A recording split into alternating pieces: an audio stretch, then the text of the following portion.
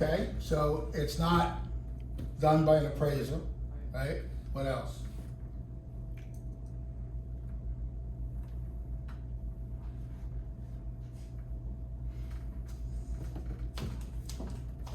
Alright, Ronnie, tell us. So you said it's not appraised, so what do you mean? Because the appraiser's licensed? Right. You can do all that? Right. Alright, so the difference between a CMA and an appraisal,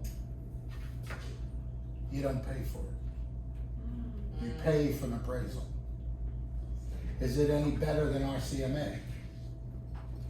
To a bank or somebody else, yes, because it was paid for, right? Remember this, an appraisal is usually done for what? Is it done for the buyer or the lender? The lender. Why is it done for the lender? To prove that whatever money they're giving you, they can get back. Okay, or what you meant to say was because the lender's putting up the bulk of money, they want to protect their investment. That's very good. Very good. If you memorize and remember that, you'll never have a problem with this. Oh, well, my buyer waived the appraisal contingency. They don't have the right to waive the appraisal contingency. Unless they're paying cash. And if they're paying cash and they ask for an appraisal, they can waive the appraisal contingency, even if they want to find out what it's worth. And they pay for the appraisal to protect the bank that's giving them the bulk of money. The only one that can waive the appraisal is the bank. So maybe some of you have heard the stories, maybe not. I experienced it a year ago or a year and a half ago, twice, that the bank waived the appraisal. They didn't even do the appraisal. They were satisfied with the price of the home, the offer that my buyer was making, and they just waived the appraisal. So that can happen. Can it happen today? Possibly. Possibly. It's up to the banks. It's up to the banks. I heard through the channels, Rocket Mortgage was very, very, what's the word I want? They did it more readily. I heard more people say, yeah, I went with Rocket Mortgage and they waived the appraisal. Okay, great for you, great for you, okay? It's good. They're putting their neck out though, that's what it is, all right? So we don't pay for the appraisal. The CMA looks totally, the components are the same. The page that it is a lot different. How many of you have seen an appraisal? None of you. Like the appraisal sheets? Yeah. I have. Okay. So basically it's three components. Three sold comparables. What do we mean? Like apples for apples, oranges for oranges, okay? 3 pending or active. And then there's factors that get put into place. What are these factors? Well, it could be something like this. What if they can't find any comparables? What do they do?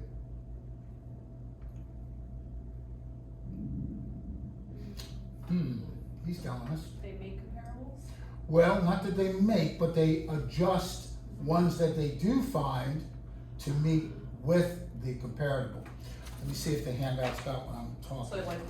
like if the comparable has an extra big one. Oh, very good. So second last page is a good friend of ours. Her name is Kelly Kellogg. She wrote a book. You can go to her website. And I took, this is the 2020 version. I haven't been able to find an updated one. And this is a CMA adjustment guide. And this blew me away. Well, I experienced it and I thought it was just them doing it.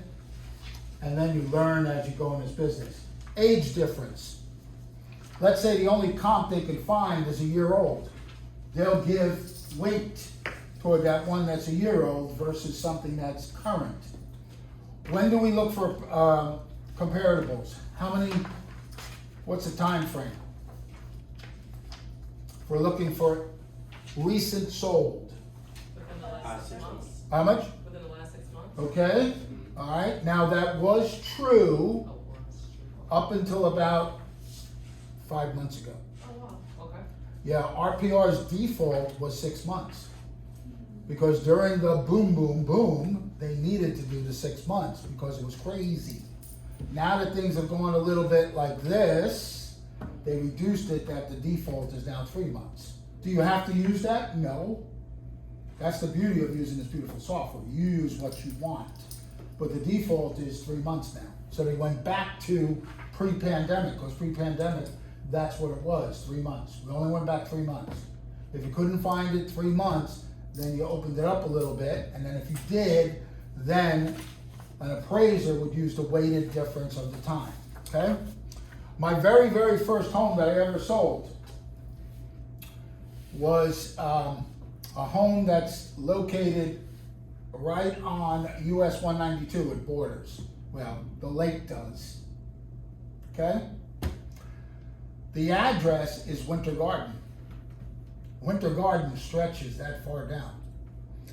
And it's funny, when you make a turn it's Avalon Road, right off 192, it says Winter Garden 18, meaning 18 miles to dead center Winter Garden, okay? The appraiser came in, this was a 3,000 square foot home, had 8-foot double mahogany doors, saltwater pool, 1.5 acres of land, 1,800 square foot 3-car garage, 15-foot ceilings with air conditioning built into it. Excuse me, not air conditioning, vacuum cleaner built into it. So it was a custom home. Every home around it was cookie cutter. What do I mean by cookie cutter? Same thing, 200,000, 200,000, 200,000. He appraised it for 25,000 more than the list price. Okay, excuse me, the offer price. I said to him, and I quote, "How did you appraise that? It was a custom built home, and there's nothing, we couldn't even find comparables, we weren't sure."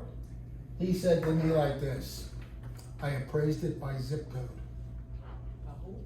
Zip code. Oh, zip code.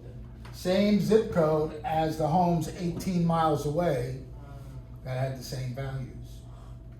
That's an appraiser that thought outside of the box and said, yes, it's unique property, nothing here, and if I appraise it, I can do it that way, okay? So, let's get into, so we determined a CMA is not an appraisal because you don't pay for it, okay? Because every one of us here do it for FREE, right? You'll offer it for free.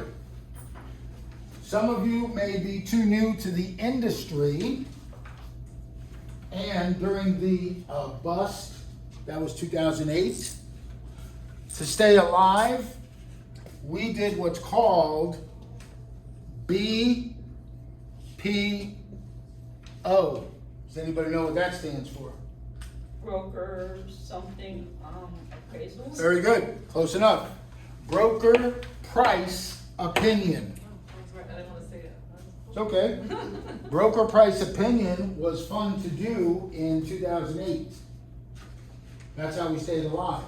I would go to neighborhoods and take pictures and keep them in my folder. And then we'd get the order. Drive-by it was called. Let's basically drive-by, you go to the house. You took a picture, house, you did the street, blah, blah, blah. 4 pictures, you did 1 page, 3 active, 3 sold, presented it to the bank, you got paid $65. Not a bad deal, right? And that's how we did it. You did 10 a week, you made $650 a week. That's how you stayed alive, because nothing was selling. Remember, nothing was selling, okay? If you had to do a rush job, if they wanted a rush job, you could almost name your price. We used to do $200 for overnight, 24-hour rush job. The problem with that, even though it was good, what's the first letter say? Yeah. So now $65, 36% to Keller Williams, and I keep the rest. Okay?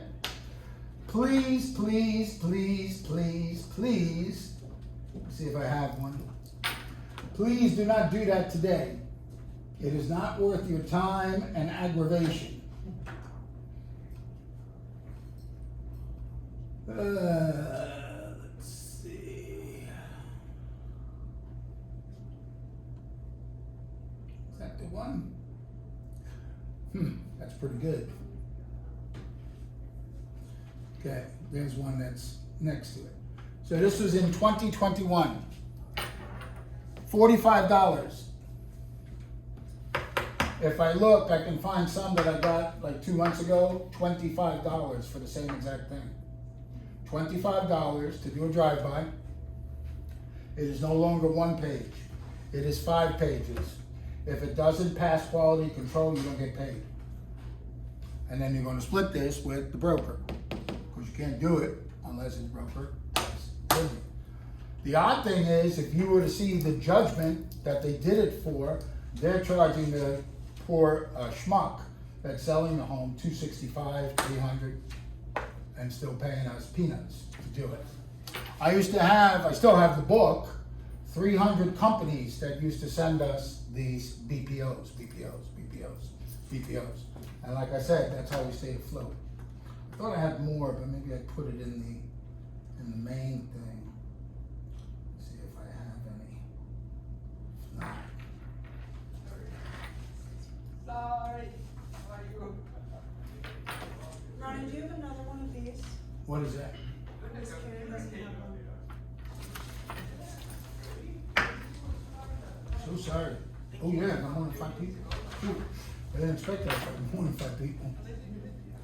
Alright, so I don't have any.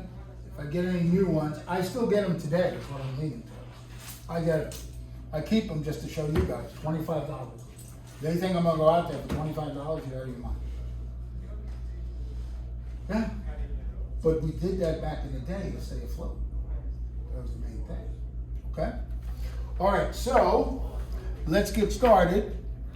If you want to play along, make sure you're in the multiple listing service. We will play along. You can do it and do a CMA right from here in there.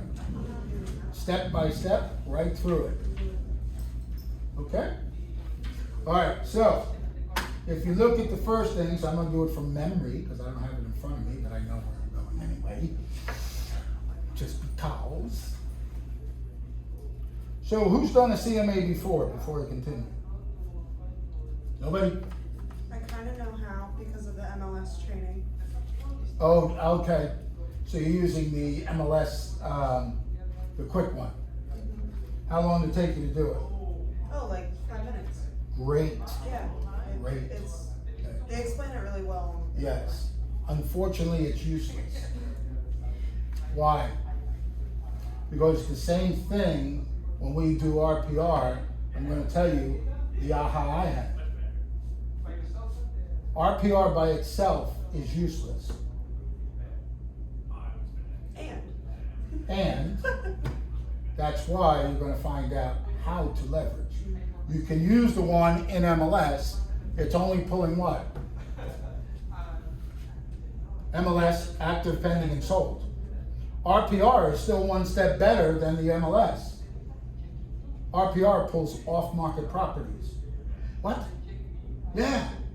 Anything and everything it can find. That's where the leverage is. Okay? And even with it, it's still, when we get done with the CMA itself, then I'll explain to you why this class became what it did. Because the title of this class is Get a CMA in 10 Steps and 10 plus ways to justify RPR's findings. See, it's not just that RPR said it's worth this. So what? Who cares? That's one opinion. I.e., so what? Who cares? The MLS has said it's worth that. Who cares? Your buyers, sellers, and investors already know what it's worth. Whether they tell you or not. Where's the first place they look? Starts with a Z, ends with an Ilio. Yeah, which is now a legal brokerage in the state of Florida.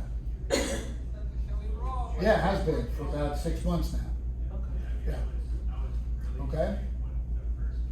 They finally are close to getting it right. I'm not saying this estimate is accurate or totally accurate, because what's the joke? There is no A in Zillow, which stands for accuracy. And they're getting better. Why? Because now they actually pay for the same IDX feed that you and I pay for. which means they have access to the MLS legally. So now they get the feed, so now they get the proper data. Not like we used to say, oh, that's on Zillow, but it sold 2 years ago because their data is inaccurate because they didn't have the feed, they didn't want to pay for it. That was the biggest argument, okay? All right, so with that in mind, we are going to go and do just like it says. The first thing is we're going to be on the first page, the home page. You're going to learn stuff about the MLS too while you're here. All right, so the question mark is our best friend. Wherever you see a question mark, it will tell you how to fill out the bar. This bar is called the speed bar. The speed bar, less is more. Less is more. The less you put in it, the more you're going to get out of it. Okay? I like to use the speed bar for the addresses. As you see, I hit that drop down. There's some of the addresses I've used. You do not have to put in the full-blown address. Less is more. So the test address we're using today is 2718 Lido, Lido. That's the only thing you got to put in. The next thing you do is hit enter. If it doesn't go to this screen, this will turn, I like to call it PeptoBismol pink. That means it vomited, okay? That doesn't mean you were wrong, that's a glitch. Just hit the refresh and redo it, and you'll be fine. But since it came and did the right thing, now it shows you a whole bunch of 2718 Lido. Okay? We are going to click on the first one that is active. Active. That's the MLS number we're clicking on. It now brings up the broker synopsis. The broker synopsis gives us the full address. 2718 Lido Key Drive, Kissimmee, Florida, 34747. Wasn't a lot easier to do 2718 Lido and be done with it? Okay, so for those of you that might have the question in your head, let's say it was 2718 North Lido, South Lido, East Lido, West Lido. You don't have to put the East, West, North, South.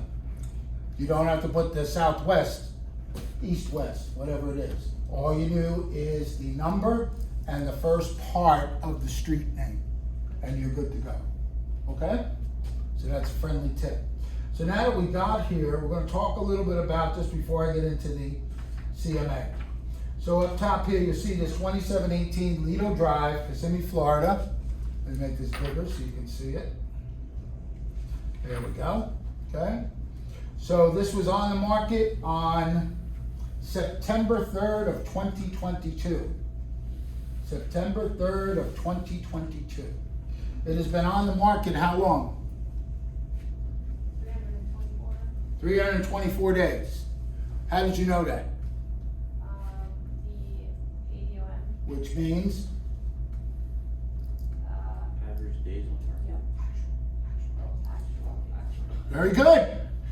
And what's the one below it? Cumulative days on market. Very good, which means the whole time that it's been on it, but the actual days on market. Now looking at 324, with the way you guys have been taught in Ignite, what's the first thing you think? There's something wrong with the house or something. Very good, very good. Listen loud and proud. That is the first instinct you should have. There's either something wrong with it and or it's overpriced. Well, guess who else sees this? I'm sorry? Who else sees this? Who else? The buyers. Oh, okay. Oh yeah, that's plastered all over the internet. Oh, yeah. Okay? And the buyer is going to say what? I want to put in a very good, a lowball offer. It is up to you to educate them that this is not overpriced. It's not. So I'm a very big component of the Daily 10-4, the one that I was taught. It's in the back of your Ignite books now as a supplement. It's called Preview Homes. If you guys would take the time and preview these kind of homes, you're going to find out this is an area called short-term rental heaven. And this particular property is in one of the most successful short-term rental communities, meaning that it's rented probably more than 35, 38 weeks out of the year. They are not gonna take it off the market just because you wanna see it. They're not gonna lose that income. And the clock keeps ticking. So you, as the real estate professional, need to educate your potential buyer that no, there's nothing wrong with it. We're still gonna pull the comparables to in fact see if it is what it says it is, okay? So, knowing that now, you will look at things a little differently. Because you think they would have left it on the market 324 and not Reduce it. adjusted or taken it off so that they could actually take care of business per se. Another way you know is this. So it has been a long time on the market. If you scroll all the way to the bottom, a buyer's agent's best friend is right here. Click on the arrow to view history information. When you click on it, you will see that it was new on 9/3. The agent did the right thing 2 weeks later and reduced the price by $5,000. They should have reduced it a little more. And then 1 month later, they reduced it again to where it's sitting at right now. Okay? It was new, 625, then went to 620, then went to that figure right there. Okay? So they're justifying the price because of the short-term rental income? That remains to be seen. That's why we're gonna do a CMA today to see if it really holds water, Okay. okay? All right, now, another thing. Maybe you guys have heard it, maybe they don't tell you about it, but I'm gonna tell you about it. What's wrong with that price? Should have been 600,000, Why? because $100 is. Say it loud, Shai, you know what you're talking about. For $100, they just lost out on a big pool of buyers. Really? This is not retail. I'll pay $5.99 for a pizza, I won't pay $6. Go look at the search engines. They go in increments of 25, 50,000, some 100,000. You have to position yourself to get the best amount or the best traffic out of it. Because, is he doing an open house? No. He's not doing an open house. Why? It's booked solid. Can't get nobody in there. Don't want to lose that income. So the only thing you can do is get it out to the what? To the public. So for $100, somebody starting their search at 600,000 just lost out on this property or seeing this property, which is a big pool of buyers. So please never, ever, ever do this. I see $5.99, $9.99. Are you serious? $1 just cost you a lot of traffic. A business owner knows to do 600,000. Okay? 550. Okay, 50, remember I said increments. Just go look at the search engine. Look at your own search engine on your website, on your KW website. Hit it, the drop down and see, oh, I can't do 99999. You have to take it to the next one, okay? So that'll help you. All right, so next thing, let's see what we got here. It is a beautiful 7-bedroom, 5.5 bath home at the luxurious Emerald Isle Resort. Who knows where Emerald Isle Resort is? It's in Kissimmee. By Disney? By Disney, very good. It's 2 miles from the main gates of Disney World. If you go in the back way, Sherbrooke Road, Entry Point Boulevard into Animal Kingdom, come in the back way there. All right? Now, with that in mind, what is the next thing that it says? Fully furnished. So let me tell you something. If the CMA warrants it, Is the CMA based on it being fully furnished? No. So guess what? You don't care. You just got bonus. Because the only thing the CMA is based on is what? The four walls, and that's it. That's all the bank cares about. The bank does not care that it's fully furnished.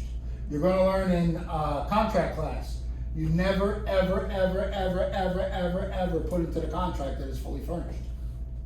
Because you don't want the lender, the underwriter to see that. The appraiser's gonna see it anyway, but you don't put it in their face. If it's fully furnished and you wanna make sure that your buyer gets everything, you do a separate piece of paper, bill of sale, itemized, okay? And that's how you do that. But guess what? If this is coming out that the CMA today says that it's appraised the right way, when your buyer says they wanna put in lowball, say, hey, you're getting the furniture for free, because we don't appraise the furniture. So that's leverage right there. So this tool can be used for a buyer, this tool can be used for a seller. It depends what you're gonna do. We're gonna do it today as the buyer, okay? All right, so let me see what else it has. Beautiful, spacious, 7 bedrooms, blah, blah, blah, blah. Sometimes it may say up here, what it generated in income. That's a good thing. Sometimes in the attachments, they may have provided you with last year's income. So you can tell your potential investor that's buying this that they'll be in business the next day. It'll also say sometimes down here, bookings to transfer. Okay, this one does not have it. For questions about the home and showings, please contact seller. Okay, sometimes it will tell you about the bookings in place. Yes? Ronnie, when it said, can you go straight back up? Is that a good thing or a bad thing when it said about the flood zone X? Flood zone X is what? Good, I'm glad you asked that question. Where do you find out where flood zone X is or located? On the flood map. Oh, what's that? On the flood map. So where's that flood map located? The top in the blue letters underneath the address. Top on the blue letters. Oh, where it says flood map. I didn't see it either. Guy's good. That's one way. Let's take a look at it. It's not the way I've always done it, okay? Which doesn't mean anything, okay? So now, tells you X, special flood hazard area. I don't know what the out means. Flood zone date was 2013, flood zone panel, blah, blah, blah. Zone X is an area that is determined to be outside the 100 and 500 year floodplains. You know what that means? It's good. It shouldn't flood in 500 years, okay? Let me share something with you. Let me just scroll down before I open my mouth. So that's the map of it. AE is bad. AE is bad. A is bad, X is not. Okay? A is bad, X is not. All right, and then if you scroll down, it'll show you 100-year flood plan is purple, which is A and E. Okay? Coastal flood would be blue if you're on the coast. Okay? This map report was produced using multiple sources, informational purpose only. Okay? Here's why I'm not crazy about this. You can use it. There's nothing wrong with it. You always would tell them it is flood zone X. That's correct. Please consult your insurance agent for details. In other words, premium. I'll share with you why. You only learn this because you do it. Let's see.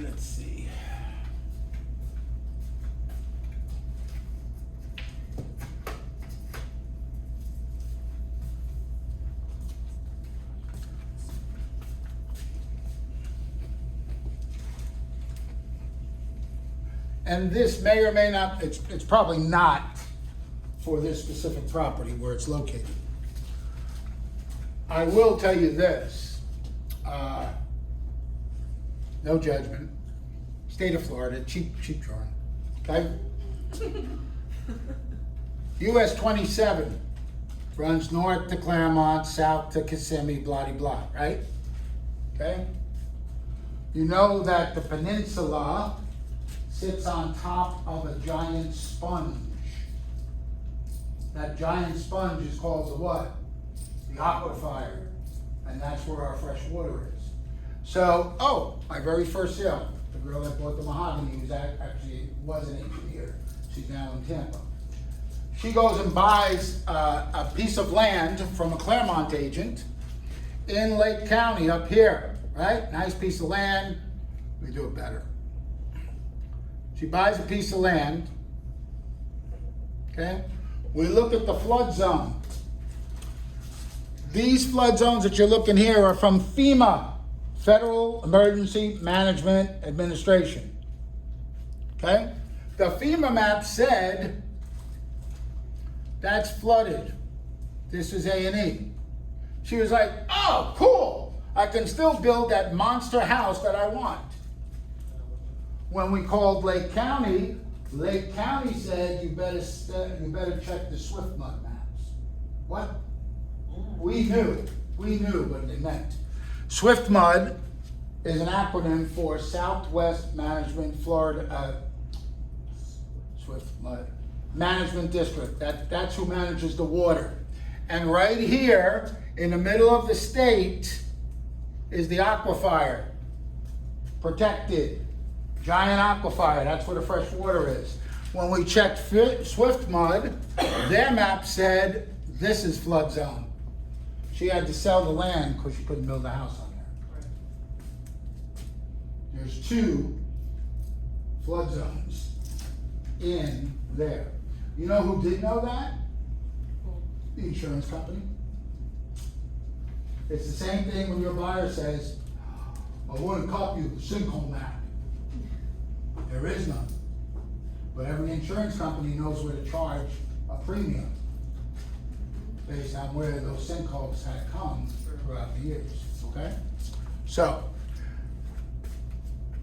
this was a unique property, a unique challenge, and at the same time, it was a good eye-opener that we learned something out of it, which made me think, anytime I'm getting into something where there's a flood, I want to check and dot the i's, cross the t's to make sure that there's not something that's going to beat me up. Ronnie, should there have been a disclosure on that?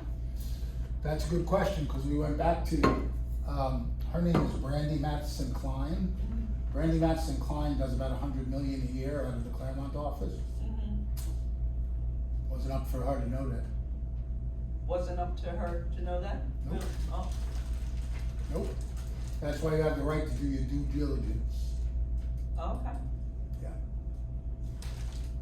Yep.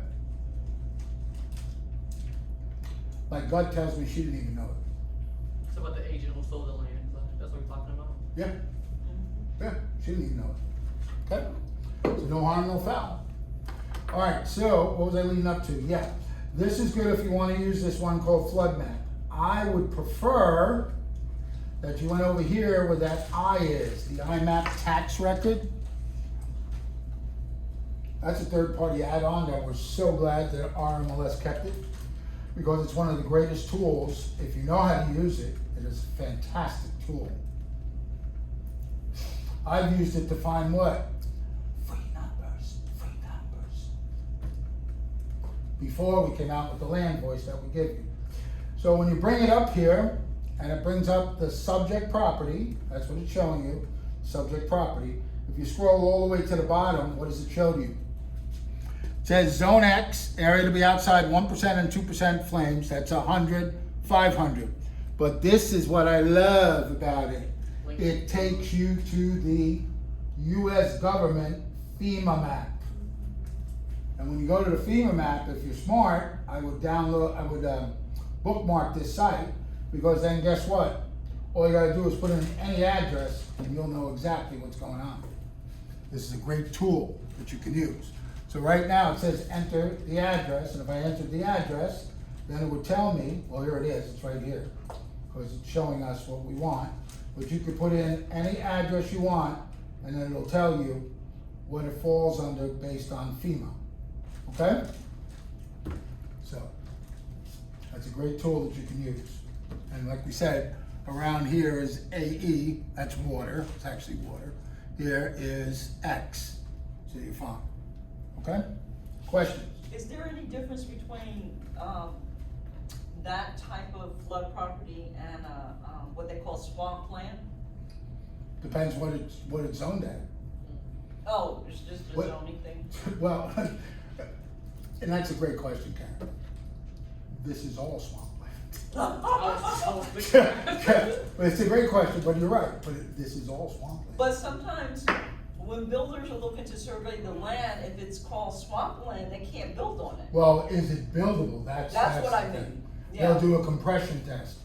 Now, who saw the story of the guy that got killed 10 years ago because the sinkhole at his home? Here in And then Florida? what just happened 10 years later? The sinkhole opened up again. Here in Florida? Yeah. Oh, there's a couple people lost their lives that way. But the most current one was in Tampa. This guy, they lost it. They filled it up with water and gravel this time. They're hoping that's gonna solve it.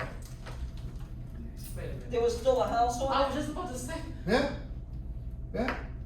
how's that legal? How's that make? When they fill it up and they do a compression test, they say it held the compression test, meaning that it supports the weight. I thought you said it's some 10 years, again, I thought you said that it's 10 years. 10 years later. Right, so it didn't work. But 9 years it worked. No, I get what you're saying, but 9 years it was satisfied. So nowhere in the government, like, no one just wanna say this land is deemable, like, we should not put, this should not be anything but a pond.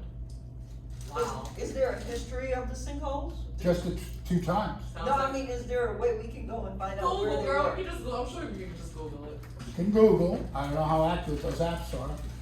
Get your all-knowing, all-trusting insurance broker and they'll tell you, Oh, Okay. Good to know. because they know where to charge the extra premiums for that, okay? I just Googled it, there's sinkhole zones where Yes, there is. the likelihood is higher that there will be a sinkhole, but the zones look like any other map, it looks like a heat zone. It's, Correct. like really wonky and weird, so Correct. it's not like the middle of central Florida is like all in a Of course, there's no sinkhole. guarantee. Yeah, yeah. We could be on top of a sinkhole right now and I know it. Don't do that to me. What? Yeah, thanks for that. I'm like 20% hypochondriac, don't do that. Hold on, the ride's about to begin. And then look, I'm really sinking here, I can't even, like, I'm you understand what I'm saying? It's all right, it's all good. All right, so let's get back to what we were doing. So, if you didn't learn anything from what I just was showing you, these are very important to your business. Every one of these will support you and do something, okay? We're gonna use some of these today too. All right, so for our purposes, we wanna get into that CMA. So how we're gonna get into that CMA, we're gonna go over to the right, to those 4 beautiful dots. They actually look like Google Dots, right? And it says RPR, Property Report. Property Report, okay? We're gonna click on it. If you've never, ever been to RPR before, it may ask you to log in. If it does ask you to log in, do yourself a favor. Go to the bottom of the page, click on that 888 number, they'll have you in and hooked up in less than 5 minutes. Real easy peasy, okay? If you are connected, you should be seeing a screen like this. Okay? This is the property screen, 2718 Lido. The list price is how much? Well, we know because the idiot, $599,900. Okay? The RVM, what's an RVM? I don't know, so let's click on the I and see what an RVM is. The RVM is a realtor valuation model. It's a realtor valuation model. Estimated values are generated by an automated valuation model that's called a what? Computer. Okay? That uses on-market and off-market MLS listing data plus publicly recorded. If you do a for sale by owner and sell it, does it show up in the MLS? yes, Yes, when you updated that sold. yes. Very good, but how many agents don't do that because they don't know to go into sold data entry and add that in to get credit for it? So that's what we're talking about. RPR will still pull that data That's why the MLS is flawed a little bit, okay? Not that it's not good, don't get me wrong. And RPR takes into account everything. So we're gonna go back to the caricature here. No judgment. Florida. Orlando. We just had it the other day. Orlando is number one in what? Tourism, entertainment, and tourism. No, negative. Hurricane. Hurricane's number one, lightning capital world, sinkhole capital world, termite capital world. We also get tornadoes spawned off the hurricanes. And we still want to move here for the sun. Okay? So because we know that, there is an estimate, it's built into the blue there. If you look on the blue, under, no, it's not showing on there. It'll be on the other page, next to the flood map. They give you what's called an AVM, Automated Value Method. That's just a random computer. Sometimes RPR will show you an AVM. That means they couldn't find data. That happens usually with vacant land. It's very hard to compare and do vacant land because it's an anomaly. If you have one piece of vacant land in a cookie cutter neighborhood, how are you going to get comparisons? You find your trusted land baron. Okay? You need one? I have one. Okay? So the AVM, think of the spaghetti models for the hurricanes, right? They tell you it's going this way, the European model says this says that. So the AVM is a little bit far off, okay? There's another one, it starts with a Z, ends with an Elio. They have never been accurate. They might be getting accurate nowadays because they have the data. And then there's RPR, Realtors Property Resource. First word, realtors are feeding this. That's the most true and accurate. So what is the realtors, oh, I'm hiding it. What is the RVM for this property? 592,440. How much was that? 592,440. Okay, so I will prove today by one click, which I just did, that's what it's gonna sell for. Do you know why I know that? Because of this, it's called the confidence score. The confidence score. If it's 5 stars, take it to the bank. If it's 4 stars, almost take it to the bank. 3 stars, you gotta do a little more homework. Well, what does it mean? I'm so glad you asked that question. So there's the confidence score. Let me blow it up so you can see it. So with 5 stars, it says that the sales price is likely to be within 10% of the AVM or the RVM. Okay? 4 stars, it is likely to be 15. 3 stars, 20%. 2 stars, 25. 1 star, 30%. Okay? What's the difference between the RVM and the AV? The AVM is just a computer-generated model. The RVM means they find data. Okay, Publicly traded, off-market, on-market, side market, whatever you want to call it. thank you. Okay? You're welcome. Remind me at the end here, show you how you can, those of you who are not born in Orlando, go look up the house that you grew up in. You can look anywhere in the United States. That's good for what? Referrals, because maybe that agent's not using RPR and you can comp it from here. Okay, so that's a good thing. All right, so next, let's go on. So we have that, we have the confidence score. All right, next thing, we just roll down here. And all you gotta do is they put the box here. Create a CMA. It's on your handout, moving through the steps. All we're gonna do is click on Create a CMA. When we click on Create a CMA, you're gonna see this page. Okay? Before we go on and actually do everything, either commit to memory or write down the property specifics. Living square footage, that's a big key, 2881. 7 bedrooms, 6 baths, built in 204. That's all you need to really know. Okay? You write it down, commit it to memory, whatever makes you happy. Ronnie, I don't have my computer, but I'm on this on my phone, and the CMA Create is grayed out. Probably have the technology on your cell phone. No, so you don't. On your app, On my app. hold on. Shouldn't be.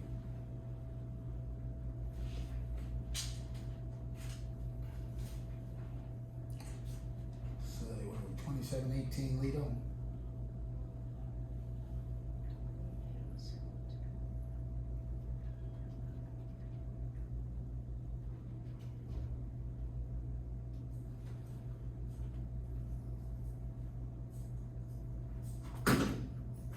LIDO.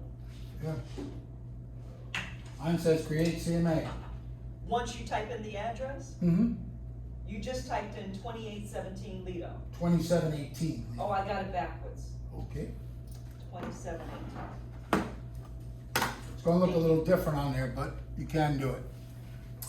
Alright, so before we move on, we're gonna look at something first. I've been using RPR for 10 years. Originally, RPR came out, basically everything's the same, they just changed the user interface a little bit. It says here, select analysis type. The default is comparative analysis, that's realtors, because realtors, property resource, right? It says what? Build an estimate based on comps, that's what we do for CMA. Sales comparison analysis, a more detailed evaluation, okay? Now, what do they mean by that? You could take it and actually tweak it. I'm not going to teach that class. That's a 3-hour class, and it's basically learning how to be an appraiser. Where you want to add on, well, the deck is this custom deck. It has Goldie Gold faucets, and gold comes out of them, okay? We're not doing that. I don't have time. You don't have time. My point being is, what does it say here? A more detailed evaluation. What's the difference? Here's the point. The original software said this.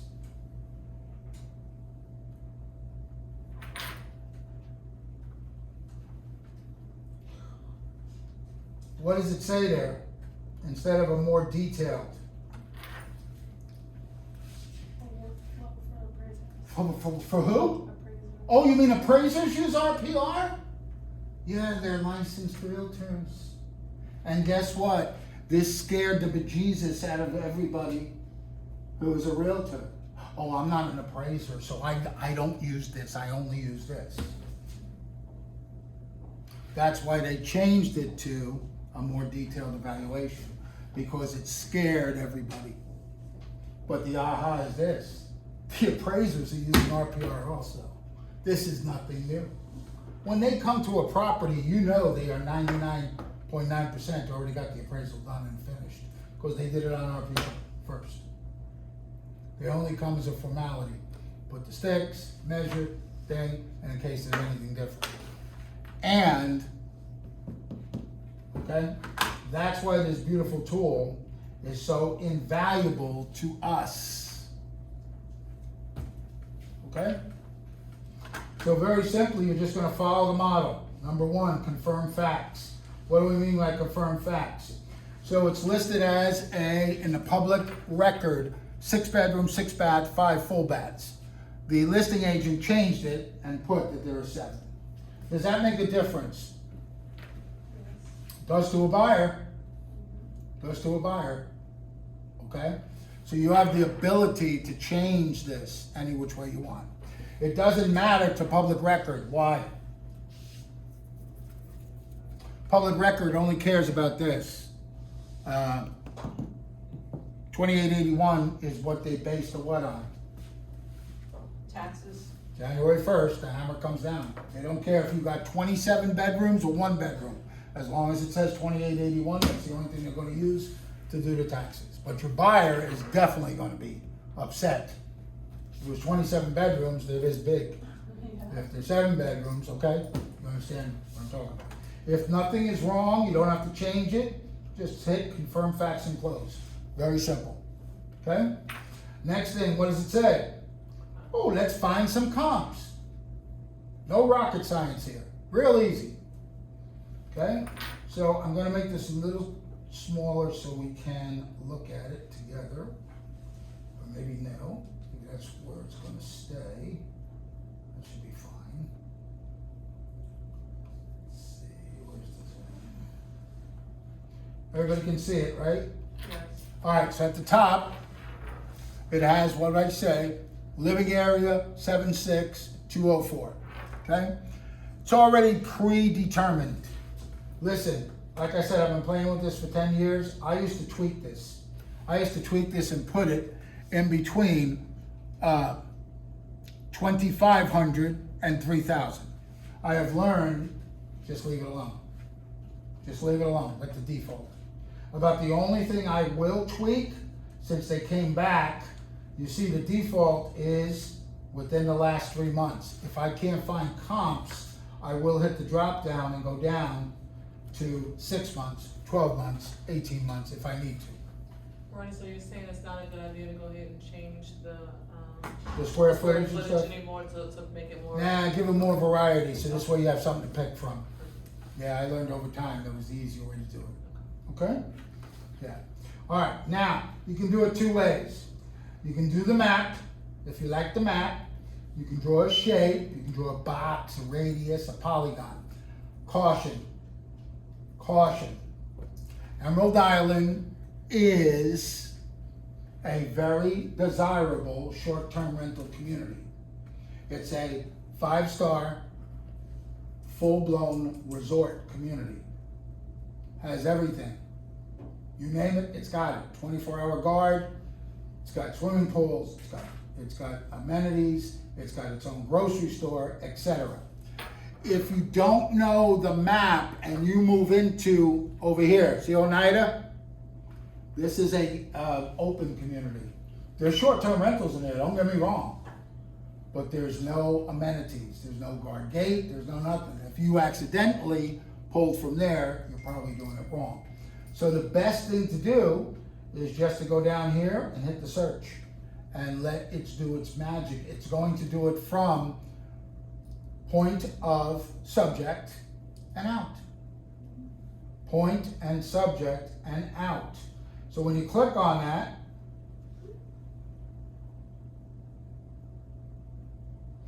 you'll see the properties are in Emerald Island. They didn't go anywhere outside.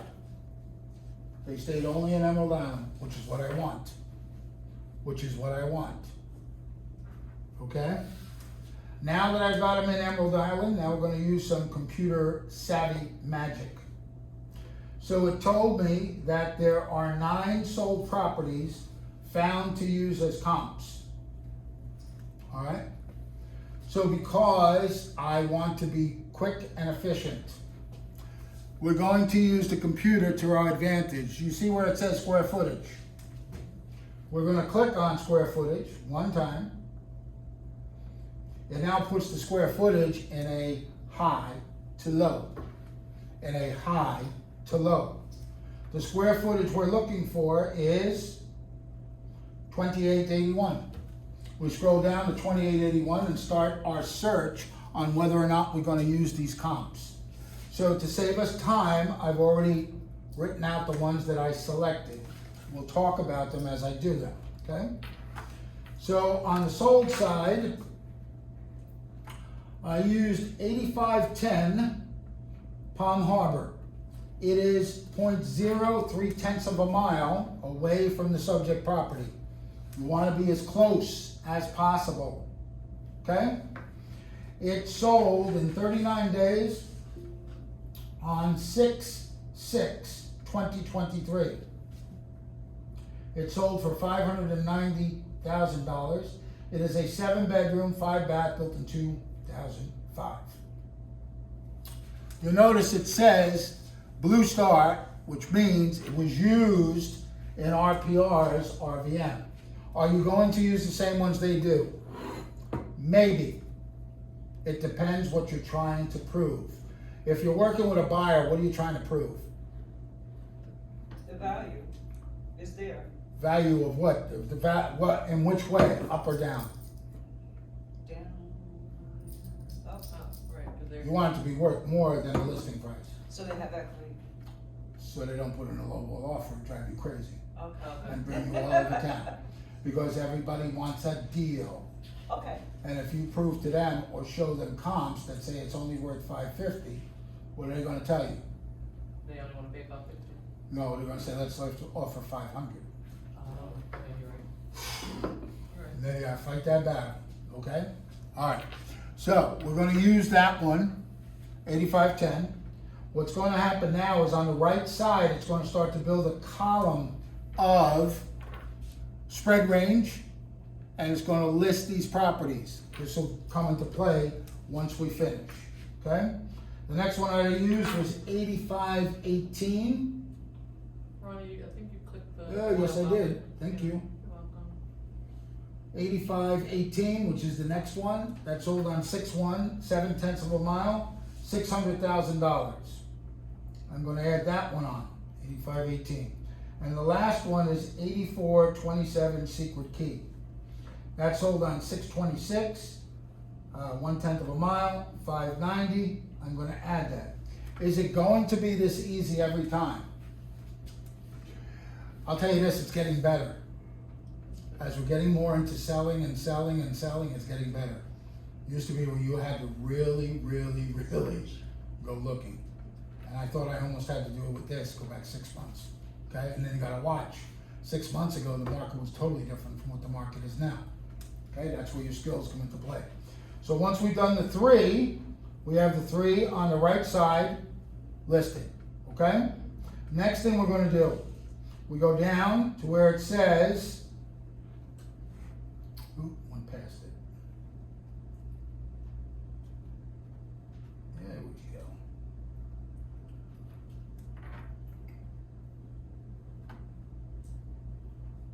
"11 for sale properties, 11 for sale properties found to use as comps." Same principle, go right down to 2881, and let's see what we can find. So, I would love to use this 8006 Acadia Estates. I would love to. Problem is, it's a mile away. Second problem is, it's in that development that doesn't have any amenities. I would prefer to use pending over active. Can anybody tell me why? It's under contract. I'm Or sorry? that- Well, yes, pending means it's under contract. But why is a pending better than an active? Because it's proving the price. How do we know that? What did she say in here? It's proving the price. Because Because people actually. Someone agrees to purchase on that price, right? So that's a good, okay. How do we know that? What do you mean, how we know? How do we know they agree Because to someone's the trying to price? take it off, trying to take it off. Well, wait a minute. Well, just because. It's pending We don't put price on it. Yeah, at $599.9. We don't really know if they do an offer. Oh, a counter offer, is that what you're saying? No, We they don't- we put don't an see offer that. of $575, they put an offer Yeah, above, that's true. so how do you know? Okay, raise your right hand. I am allowed to call the listing agent and ask any question.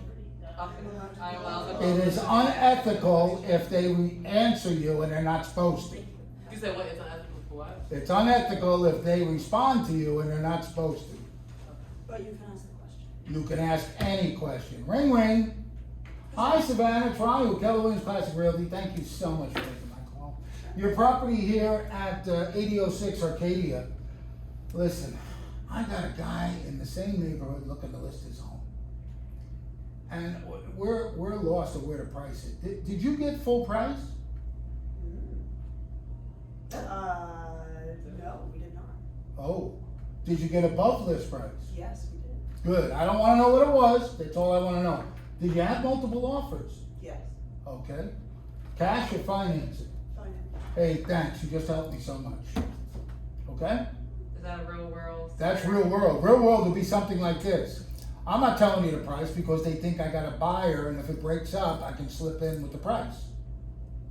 And I would say, I don't want to know the price. I just want to know, did you get at or above listing? That's harmless. And she said multiple. What does that tell me? Well, that tells me it's sold above, or it's under contract above.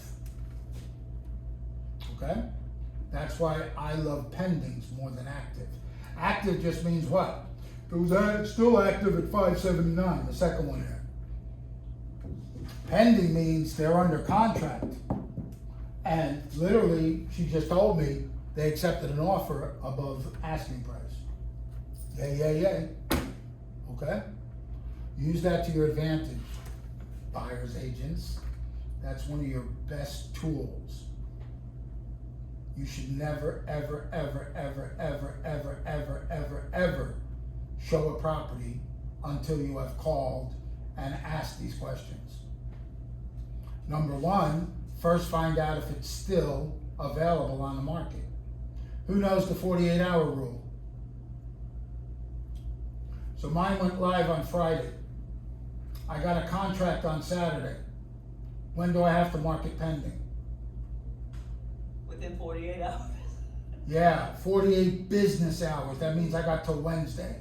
That means if you're dumb enough to show it today and we're already under contract, you wasted your time and your buyer's time. Because you didn't call me and say, is it still available? Do you have any offers? Okay?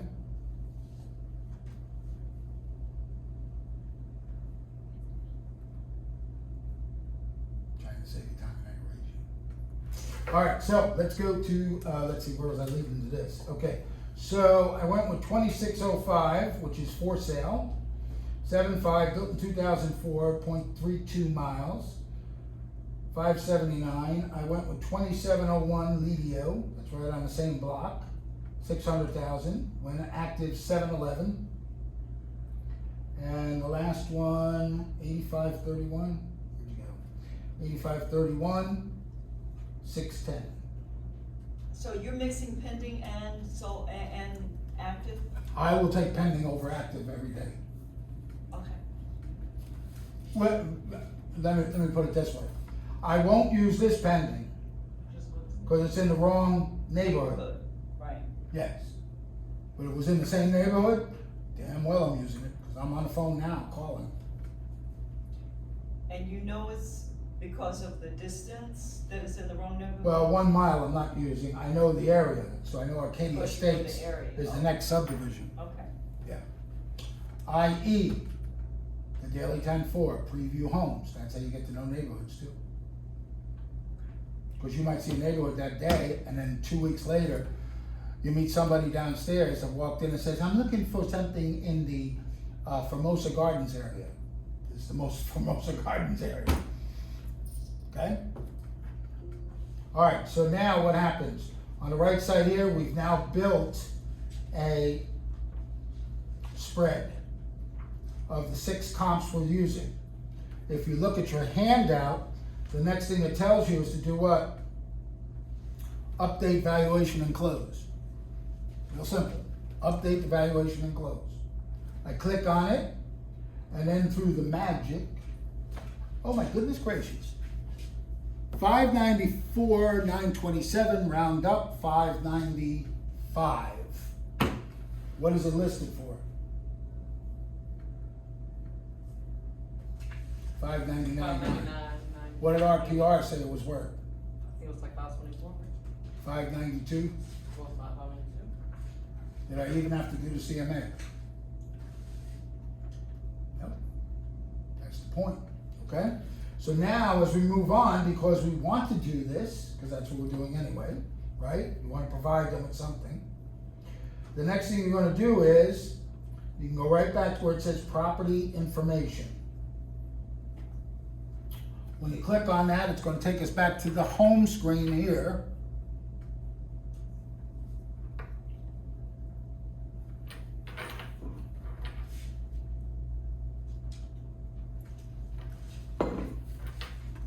So it was listed at 599. The RVM is 593. RCMA came in at 595. Okay? But wait, there's more. We want to create a report showing this. So we're gonna click on where it says create a report, top right. When we click on create a report, oh, come on.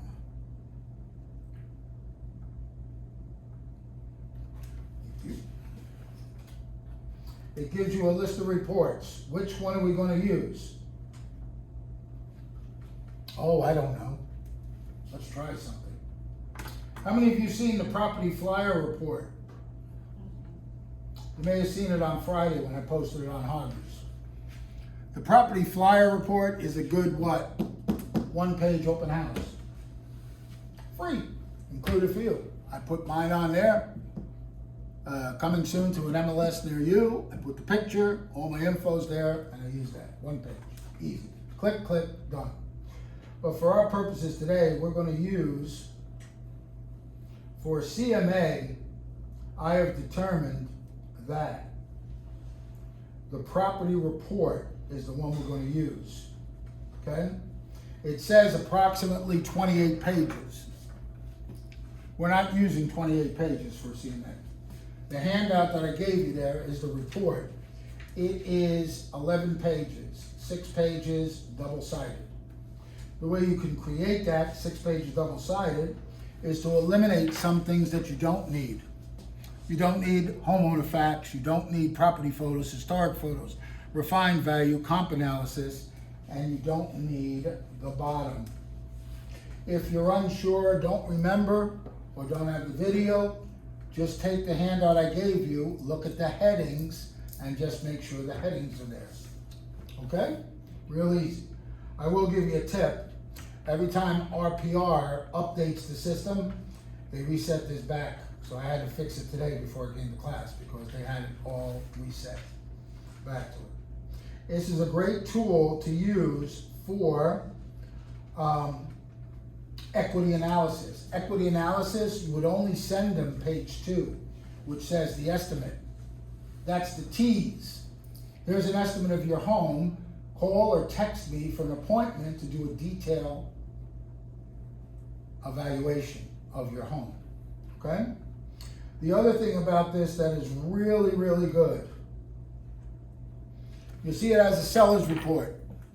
See it has a mini report, evaluation workbook, market activity, neighborhood, school. Guess what? The first conversation that you have in your night says in the 3rd paragraph, I have a wealth of timely and pertinent information I'd like to share with you. Do I have your correct email address? Start sending them this to them. This will show how knowledgeable you are. Guess what? It's free, number 1. Number 2, it's property specific. So there's the property. So if I'm sending something to them, that's what I would do. Let's say you had somebody that's very analytical, a high C, an engineer, an accountant who wants information, okay? I had a brick, nice man, very analytical. I sent him the neighborhood report, right? His neighborhood, 10 pages. He says, Ronnie, this is good, but I need more. So I see. So I went back to RPR, I said, okay, let me see what I can do. I went here and I clicked on the seller's report. How many pages is it? 81? And I emailed it to him and I got the listing that way. I was gonna say, why you just give the 28 pages of the seller's property? He wanted neighborhood. That's what we discussed, so I did the neighborhood. But then when I realized that he was a high C and needed information, I just put in his address, I downloaded this and emailed it to him. And all of this is for customers, we don't have to worry about professional information being shared that shouldn't be shared in these reports, the CMAs. There's no, Because it's for the customer. the only professional information is you, Okay, because you branded it on, when was the class we did that, Friday I think it was?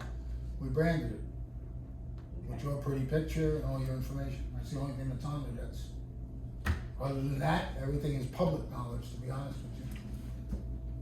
You know everything is public. Yeah, there's nothing that's hidden anymore. So this has graphs, charts, heat sinks, whatever. okay? But for our purposes, we use the property report, and I already tweaked it down to 11 pages. What you do is you run the report. Never, ever, ever email it from here. Always download it to yourself, proofread it, just in case, okay? So if we hit run the report, we're gonna go display now. If you have your volume turned on, when the report is ready, you're gonna hear a doorbell. That tells you. You can still work with this while it's doing it. And this one should be quick. You already did it. Ding dong. It'll tell you up in the corner here that it's working. There we go. And then you just download the report. When it brings up the report, then you'll see that it's 11 pages. Has the front, has your pretty picture and all your information. And then it has list price, current estimated value, your comp analysis. Okay? You can present this at the listing or you can present it to the buyer. Same thing. Look, Mr. Buyer, it's worth $595. And they got it for $599. So it's almost right there. And guess what? There's probably some wiggle room. So if you want to put an offer of $590, I'll be happy to do that for you. Instead of, let's put an offer of $500. Okay? The next thing shows them everything about it. One of the best things that I've kept in, I didn't eliminate, is the AARP Livability Index. This is a great graph to show them exactly what it looks like in the neighborhood. A score over 50 is above average. This is a short-term rental community, not a residential community, and it's almost got an above average score. Okay? What is that in your buyer's mind? What do you think they're saying? Safe. Thank you. And I didn't say it, right? Because you never want to put yourself, but they just said it, right? So there you go, without putting yourself in harm's way, without, what do we call that? Steering. Yeah, let them self-discover. Here's the other thing, never, ever, ever eliminate the last page. The last page is about RPR and about all of the data and everything we do. Makes us look like the geniuses that we are, because we use this beautiful tool. Okay? The other thing, try not to laugh. Yeah, I should have bought back here, shouldn't I, when it was worth $100,000? Yeah, just saying. Yeah, the old bust. Look, it bottomed out almost, it was probably a what do you call it, short sale. Bottomed out, worth nothing. Well, let's see what they sell it for. No, they kept it, right? Sales date, 1/21/2005, then he sold it in 6, they flipped it, 90, they made 70,000. 2014, they held on to it and gave it away for $372. But who knew? Who knew that the boom boom was gonna come? Yeah. Oh my God, right? Oops. I'm one of those schmucks, you know. In 2008, the 3 houses across the street from me, 57, 57, 57. And I was fighting to keep my mortgage. Now they're worth 360, 360, 360. Should have bought all 3 of them. You said 57,000? Yeah. Only? Yeah. I paid $225 new, and it took almost 17 years to get back to normal. Ronnie, what year? You said 2010? 205 205. when I bought. Okay, that wasn't even the boom boom. 1 year later was the boom where people really got crushed. All right, so that's basically what it looks like. Now, here's the reason why I expanded this. The seller, the buyer said, that's just one opinion, RPR. We know it's the best opinion. And that's why I came up with this, how to justify how to justify the difference. What do I mean? Yeah, they're right, that's only one opinion. And probably in their head is the Zillow opinion. So right there, they know this is just one opinion. So now I had to explore and find out. How many of you have ever gone on these websites, what's my home worth? I have. Yeah, your buyers, sellers, and investors are doing that. What's the one thing that stops you from going on those sites? The sales calls after, I'm sorry? the sales calls after, Well, why is there sales calls after me? Huh? because they think you wanna sell your house. Well, yes, but what did you have to do to alert them to do that? Give Put your information. Oh, you had to put your little information in.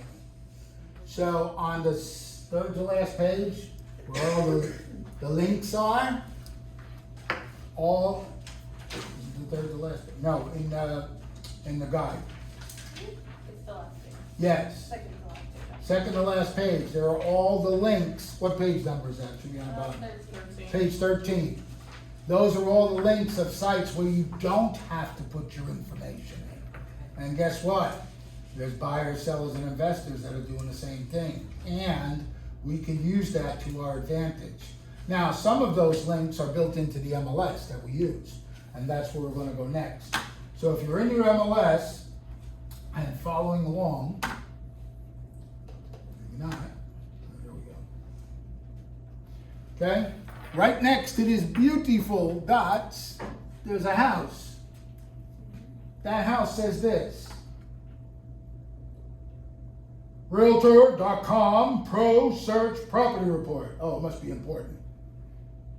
We must be pros. So if we click on it, it's probably going to say, would you please put in your email address? Just put your email address in. Don't overthink this. There's nothing to overthink it about. You put your email address in. You click create. First gotta get in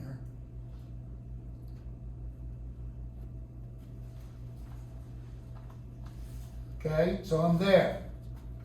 What? You mean right underneath the listing price there's an estimate? What? Realtor.com gives estimates? What? Are you kidding me? I didn't know that. Yes, I did. Yes, I did. Because they're going after Zillow. So there's an estimate. But wait, there's more. Let's say the estimate didn't show up. Then you're going to go on here to Realtor.com. It says view the property on Realtor.com. So now I'm on Realtor.com, just like any average Joe Blow. And then they have this beautiful, beautiful thing down here that's called Real Estimate. When you click on the Real Estimate, it now gives you 3 different estimates.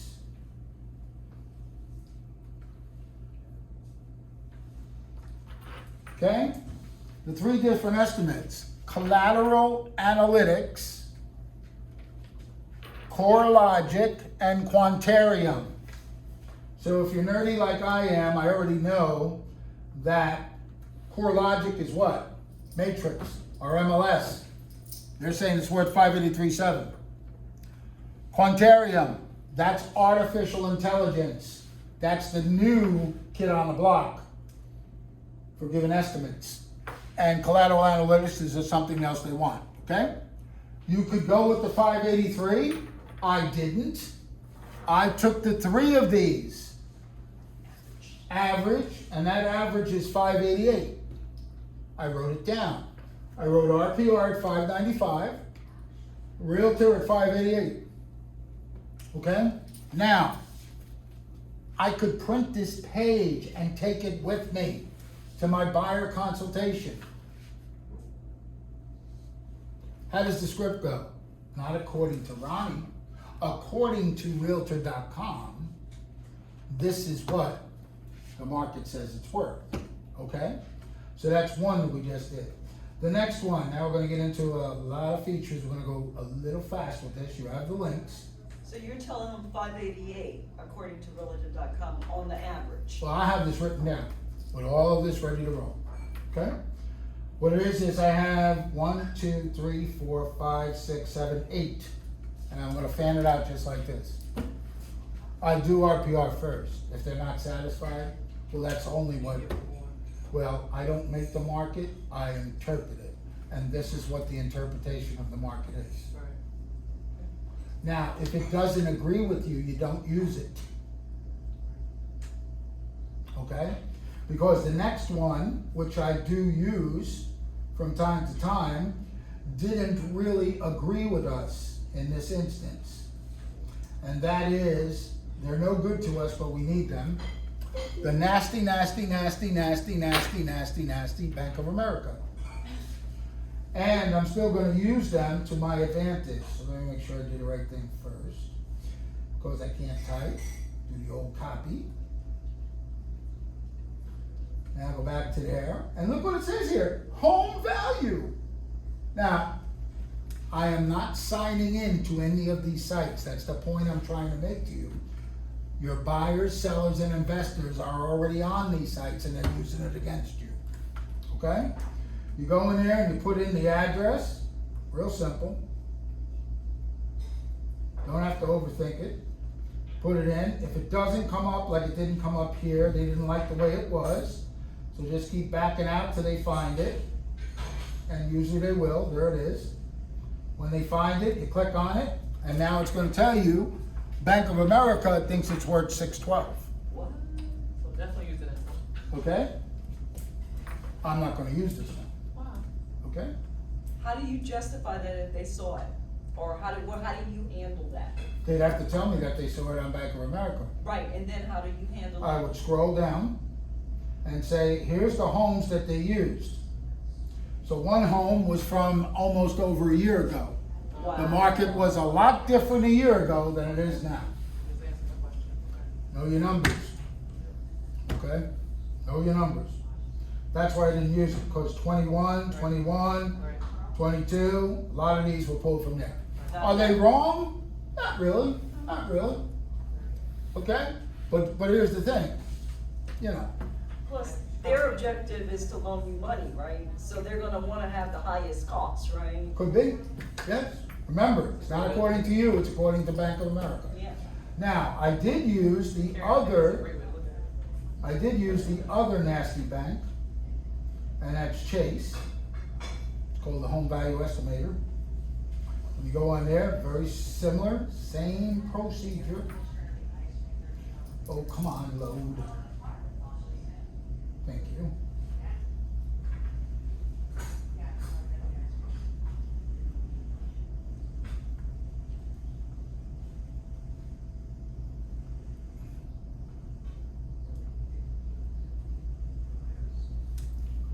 And this one, Chase told us that it's worth 584, 583.6, round up. I wrote it down, 584. Okay? Real simple. Gonna go just through these real quickly. You get the idea. There's plenty to use. If they don't agree with what you're saying, don't use them. If they agree with what you're saying, print them out, bring them with you. Okay? Can any numbers be screwed? Screwed. Strewed. You. Skewed, thank you. One of those. All of them. All of those, okay?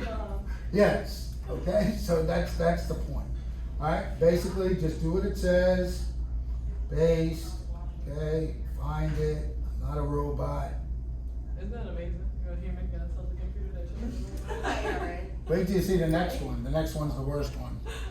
Alright, so Lido is worth 609, 601, 894, 602. I used that one, okay? Only because our comps were at 600, 600, 600, Right, so. right? So I didn't wanna hide. I didn't have anything above 600. Right, you did. Didn't wanna do that. I did have an active at 615. That doesn't mean it's worth it, right? Cause that means somebody's gotta buy it. Alright, next one. Levoto. Levoto, the executive team, is our former CEO, Vice President of Keller Williams, Chris Heller. Mavoto, most of us that are long in the tooth in this business, we used to pay Mavoto 30% to give us well-qualified leads. The thing is, if you didn't follow up on them, they would cut you off. Okay? So we just go to the home estimate. Hopefully it's gonna work without me having to go through let's see, click. Okay, so they found, guess what they found? They found 2 different ones. So we want the first one, that's ours. On the same street. It's thinking.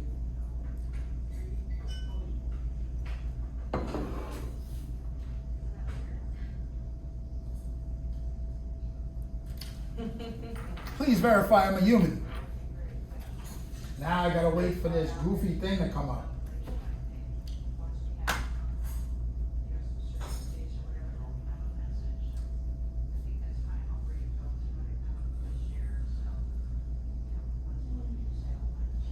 Now I have to press and hold.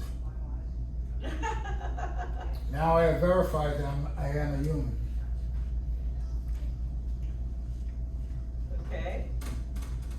Now we wait for it to tell us. Come on. While that's working, let me see if I can find another one. The next one would be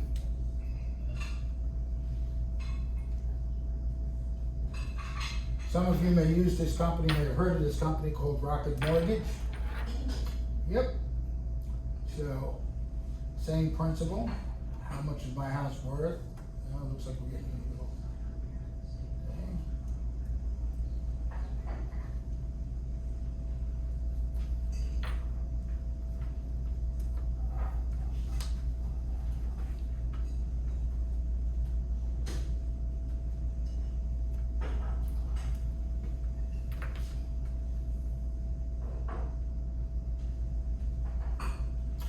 So Rocket says it's worth $581. They also give you the estimated day and times. They finally upgraded this. Used to say 20 to 30. Days on market is big. So if you're doing this with a seller, this is a great leverage tool.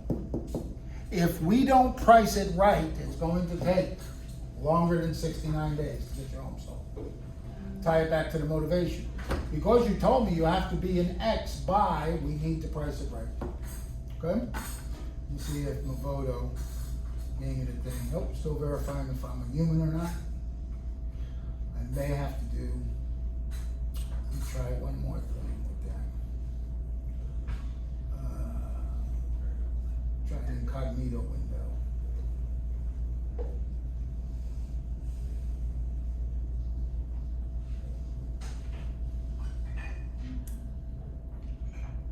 Does it ask you that every time? Yes, it does.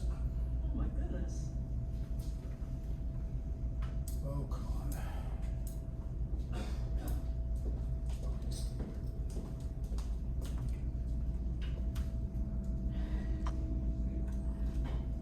What is that now? Okay, so now we get back here. Now I can get the home estimate from Mavoto.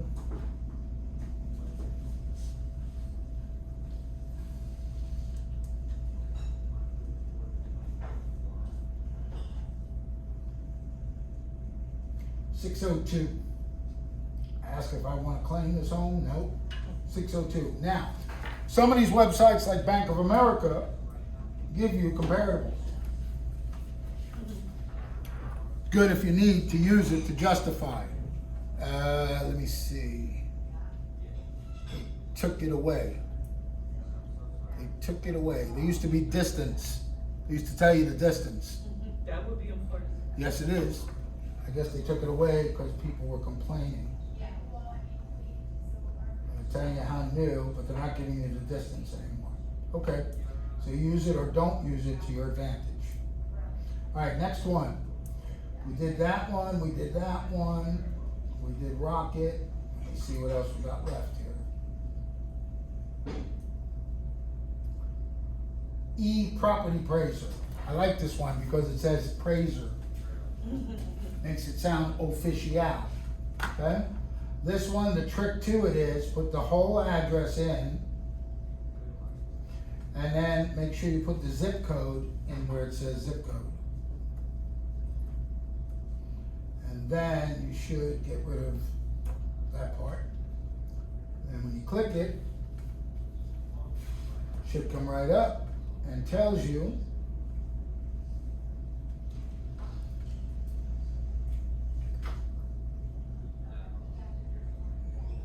$593, if I round it up. So $593, okay? $593. Gives you a spread range too, which is not bad. Finally, those are all the outsiders, except for Realtor.com. Realtor.com is built into ours, right? Okay. Last but not least, we're gonna go back to our multiple listing service. And guess what? We are gonna go back to our original homepage where we log in. I have it saved. If you don't have it saved, I highly encourage you to pin it up here. It's going to be over here under products and services. The product and service that you're looking for is Remind.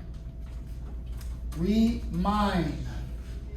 Remind is a well underutilized tool. Click on it, that easy.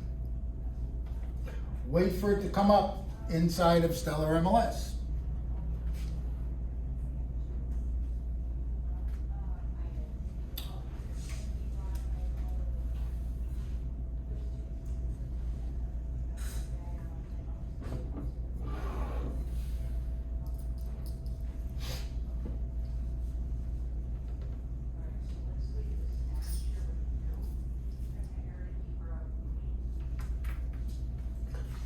Okay, when it fully loads,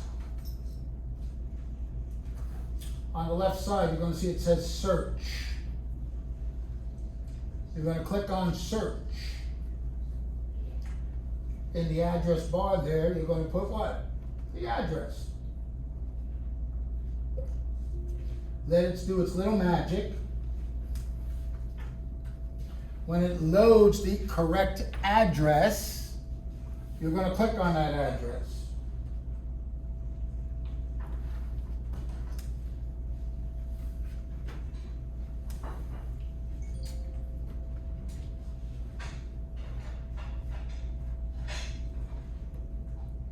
When you click on that address,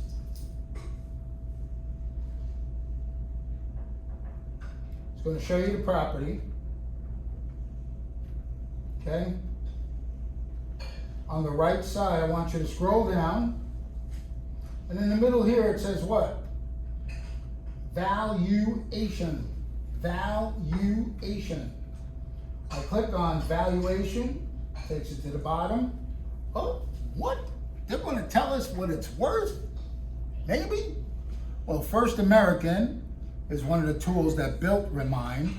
They're calling it $599, $540 on May 24th.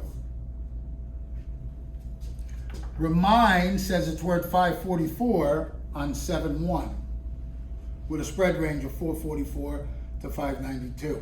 That's a huge spread range. Redfin says it's worth $586 on 7/24. That's today. This estimate, look, we got the Zillow in here. Take that, Mr. Buyer, that told me that Zillow said. Yeah, we know what Zillow said. We also know how much you could rent it for because the Zillow rental's there too. Take that. Have fun. Have fun. Real estate is fun. $565, okay, on 7/21, okay? If you average it out like I did, I came with $587. You took all of those? No, because it would have been that. I threw out the low. Yeah. Think about it. What does an appraiser do? Three solds. You throw out the high, you throw out the low, that's what it's worth. That's what they do, okay? So the basic thing. You're the one that's gotta sell this. So you gotta know what you did to do it. If it works for you, you print it out, bring it with you. If they say, well, what about this 544? Well, you look at that, that was almost 3 weeks ago. In reality, I would have threw this one out too. Yeah, 2 months ago, okay? What I did was, I created a sheet now, I've got 8 of them, I averaged them all out. Guess what the average comes in? The average comes to 592 is the average of everything that I laid out here, Mr. and Mrs. Buyer. Okay? The point is this, if it'll load.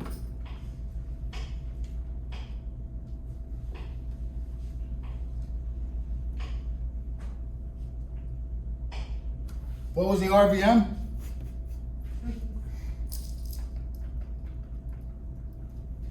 Some of you will come running to me and say, I need to do a CMA right now. Guess what? We ain't even gonna do this. We're gonna do what I just did. 8 or 9 of them and take the consensus and maybe print them out. And there you are. Go on your merry way. Because I know it works. Okay? I proved by doing the CMA is nice to print out, to do it. Because it may be something you might find. But reality, you come with your ammunition, your bullets to throw at them. Well, Zilio said it's worth, okay, Zilio said 565. So this is what the market is telling us. And when you spread it out like that, and you see what they're telling us, well, let me tell you, the average is 592. Where would you like to start? It's listed at 599. Do you want to put an offer of 592? Well, you think we can do? Yeah, let's talk about it. So at 592, how long is it gonna take to sell? I'm sorry? At 592, what's the average estimated time on the market? That depends on a couple of factors. How many showings? Where the market's at? Is the Yeah. market hot right now? Is there I mean, do you get that from the people who are listing? Get what? Oh, how long is it gonna take to sell? Yes. The market will tell us. Based that on the price that you recommend, If we price it right, the market will tell us how long it's gonna take to sell. and we can find that information based on the price. The Monday morning quarterback tells you every week how many days on market at each price point. Thank you, that's what I wanted to know. You're very welcome. And doing everything like that, can it still change? Yes. Thank you. Mine went live Friday morning. I did not have one showing the whole weekend. We know we're priced right. There's only one other unit in that subdivision, and it's a 3-bedroom, we're a 2-bedroom. And we know we're priced right.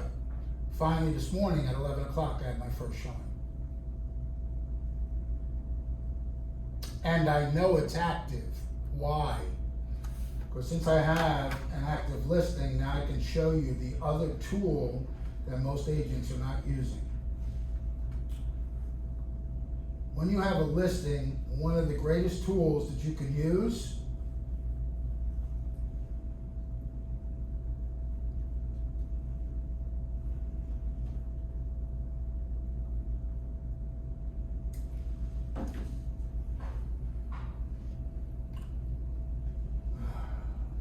is called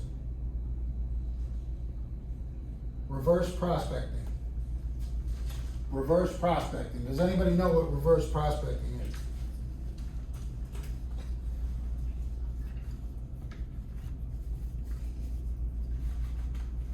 If you've never been here, you don't. If you haven't looked at the manual, you won't. So let's click on reverse prospecting. Oh, I mean, yes, that's when they send you back whenever a price drops or changes are done to a listing that you send out to somebody. Now, wait a minute, it's my listing, right?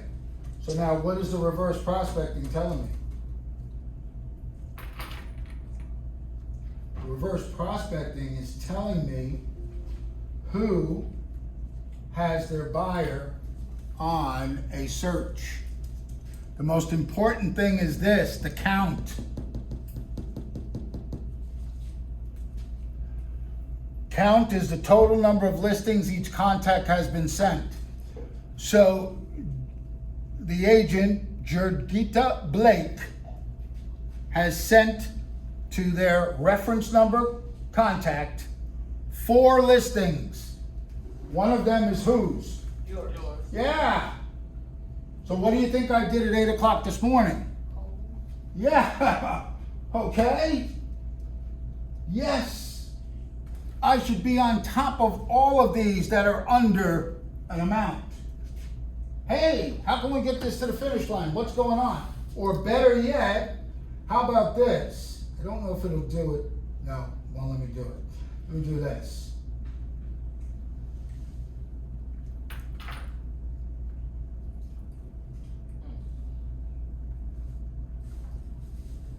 How about me walking across the hall to Simmy's office and saying, hey, Simmy, how can we get this done?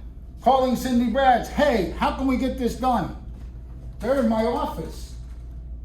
And it's on one of their buyers' list. Wait, there's more. Does the check mean pre-approved? The check pre-approved. What was that? I saw a green check by someone's name, and above it, I saw something said pre-approved, so I was asking, was someone pre-approved? Oh, maybe. I saw somebody else. Ashley McCoy. Well, I saw her in her office. Yo, Ash, how are we getting this to the finish line? Okay? This is how you use this beautiful tool when you have listings. This is how you get to the finish line. That's why it's such a great tool to use. Okay? Questions before I move on?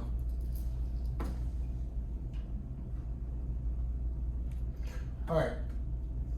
Second to last, and then I got one last thing. Let me see if I can get this working the right way.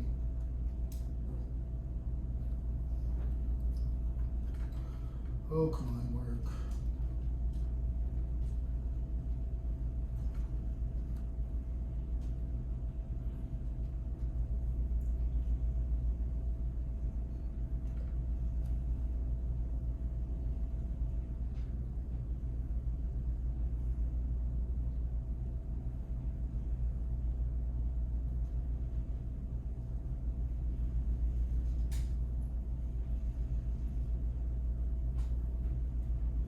Oh, I don't have to do that. I forgot. I'm in my regular place. Easy to do.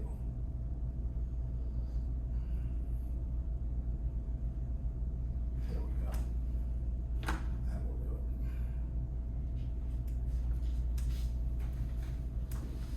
it. Okay. So I said, RPR can be used just about anywhere in the United States. Go look up where you grew up, where you need to be. You can find out exactly where you are.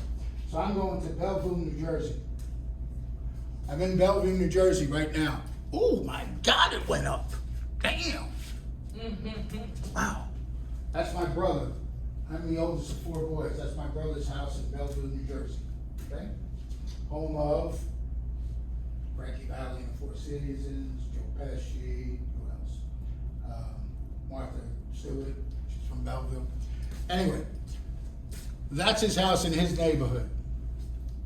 Our claim to fame, 2 episodes of The Sopranos was done at his house. Anyway, if you look at it, it says 501. So I was up at his house about 5 years ago, and I'm saying to him, I said, Chris, do you have any idea what your house is worth? No, well, let me tell you. I told him at the time. He says, you can't know that, you're a Florida realtor, you know. I said, no, it's my job to know, okay? So now, as I'm looking at it, I'm showing it, and I'm just looking, and then I decided to go down, and I said, now I'm gonna play with him a little bit. So I went down, I could do a CMA if I wanted to there, has all the stuff going on there, and I went down, and I went like this, and I said, Chris, let me ask you a question. Do you still have that new conventional mortgage for $150 that you took out on 10/28/2011 at the UBS AG Tampa branch? I'll see you. With loan number 1,000. So the steam that was coming off I is, know. you're not supposed to know that.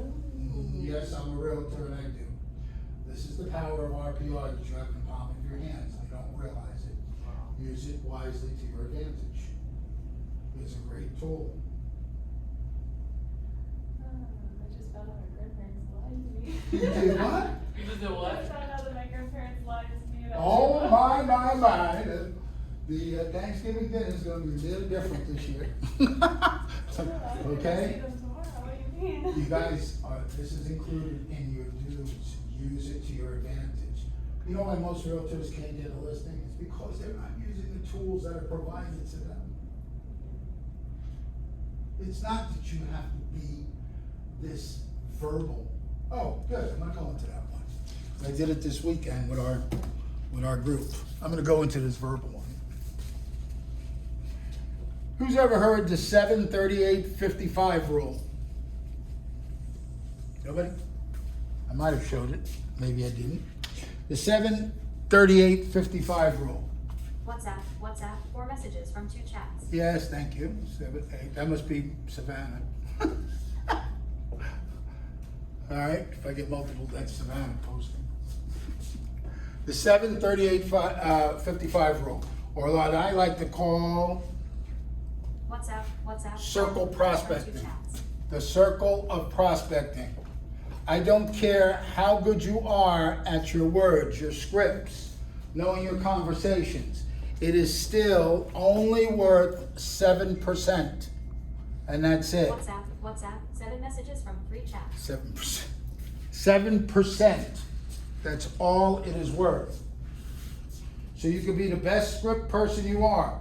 If you're not incorporating everything to it, unfortunately, you're missing out. Let me ask you this.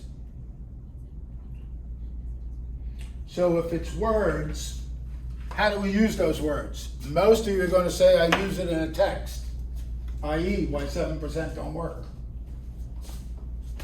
Raise your right hand. I will never, ever, ever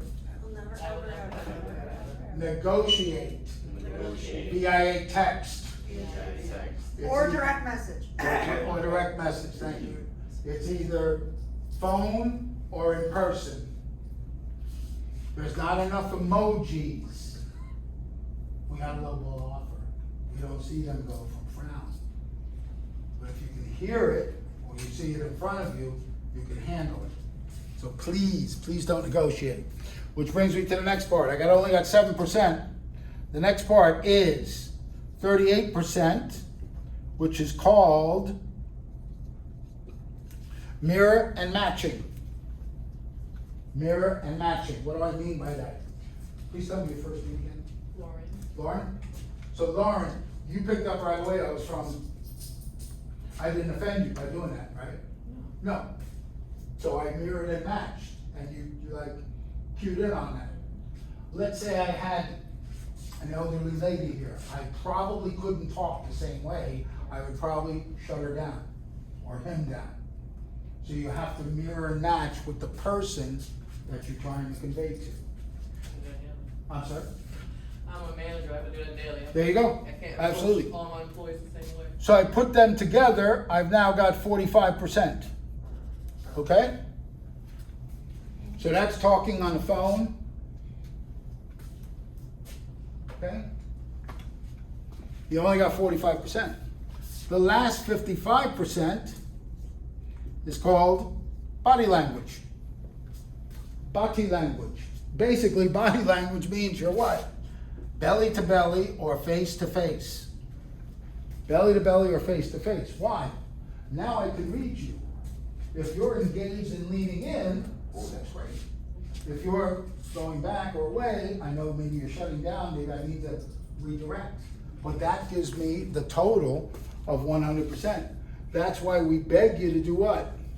Open houses. It's face to face, belly to belly. Easiest way to engage. Okay? Now, even if you're a little apprehensive because you don't know your words, your body language will sell. Your body language will sell. When I did timeshare, they taught us a very basic body language thing.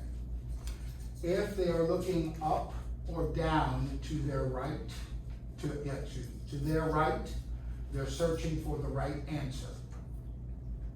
If they look up or down to their left, they're lying to your face. If How they many look of to you- the right, they're searching for the right answer. They're right, they're right, Right. They're searching for the right right answer. answer What does that mean? to your question. Like they wanna be truthful. Oh, they're Like gonna be they're telling the trying truth, but to- if they're looking up or down, then it's lying.